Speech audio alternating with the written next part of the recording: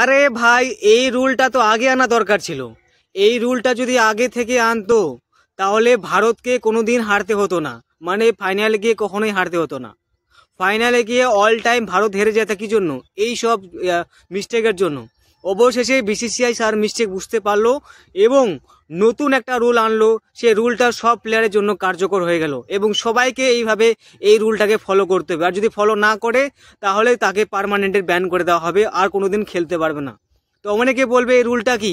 প্রথমত এই রুলটা হলো যারা যারা যারা যারা দেশের স্বার্থে কোনো ম্যাচ খেলে না, যেমন আইপিএল খেলছে, পিএসএল খেলছে, থেকে শুরু করে বিপিএল খেলছে, বা অন্য দেশে কোনো লিগ খেলছে, তবে দেশের স্বার্থে দেশের যে খেলাগুলো আছে, যেমন ডোমেস্টিক খেলাগুলো আছে, যেমন Ranji trophy, one day test match, সেই ম্যাচগুলো কিন্তু খেলে না। দেশের জন্য কোনো ম্যাচ খেলে না, তবে আইপিএল কিন্তু খেলতে যাচ্ছে। যাদের টাকার জন্য খেলতে যাচ্ছে তাদের এই রকম রুল আনা হয়েছে।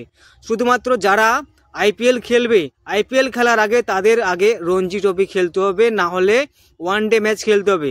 আর যদি রঞ্জি ট্রফি না খেলে বা ওয়ানডে ম্যাচ না খেলে নিজের দেশের, তাহলে সে কোনোদিন আইপিএল বা অন্য কোনো লিগ খেলতে পারবে না।